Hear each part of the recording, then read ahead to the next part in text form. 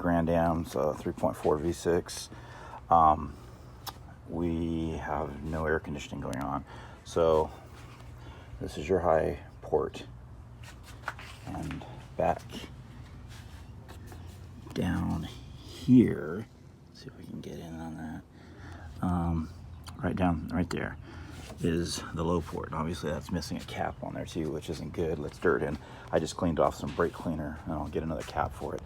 And this is my 134a gauge set. This is your high side, the red, the blue, which I got this extension piece that I bought to get down there. This is your low side, and this is going to be yellow is your charge port. So give me just a minute. I'm going to hook things up and I'll show you what we're doing. Okay, first thing I'm going to do is start her up. And we want to set our controls down here. Make sure that I've got this on. Got this on cold. My AC is on. My fan is on low. I got a temperature reading. Wow. Okay, so we're going to let that go, and we're going to go up to the front of the car, look at the gauges. Okay, so they make this adapter for California, but I'm having problems with it. It keeps leaking out of the O-ring, so I just went with my old side grips. This is attached to your filler line. Come over to the side, please. And you can see right here, these are our gauges. They're not quite up to snuff right at the moment, but I'm gonna, there, when you see that come out, I'm gonna bleed off any air that was in there. Now it's just straight refrigerant. So at this point, I've got this open up. I've got readings on my gauges. Everything's closed. I'm gonna start the car up. Go ahead and watch the gauges for me when I start it up.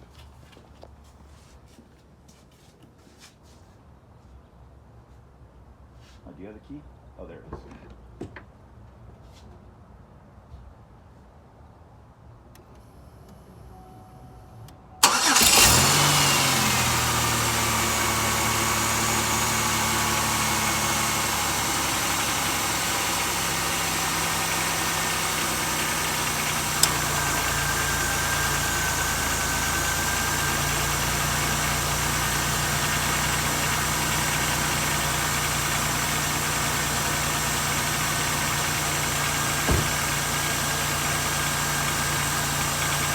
Okay, so should have gone down some, right?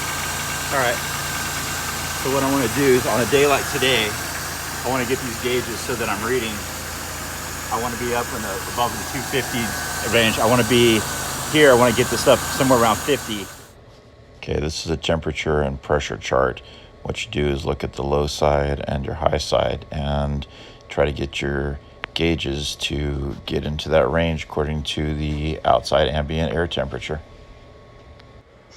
I thought I'd offer this handy chart for some common troubleshooting. Also, please note, do not open the high side gauge.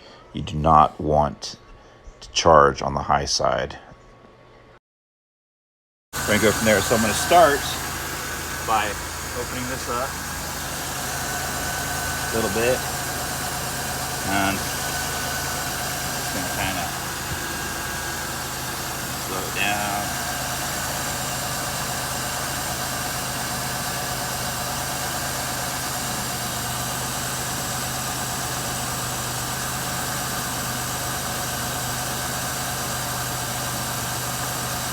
I need to get the compressor to cycle though. I don't hear it cycling. No, it is. Yeah, it's cycling. The fans are running, whole 9 yards. So it's just a matter of doing this slowly. So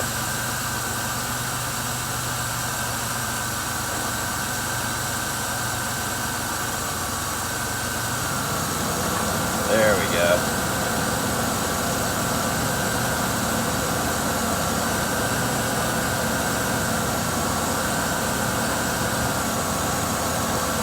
You can tell it's working. It's getting really, really cold too.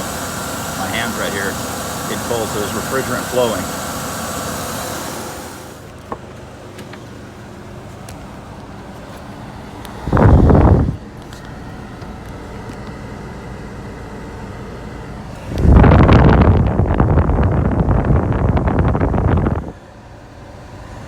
Yeah, not too bad, huh?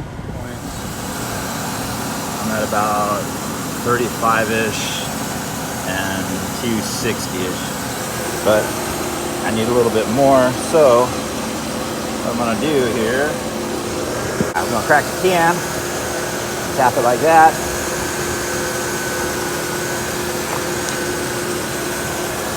And I'm gonna, there. We are going to slowly open this valve.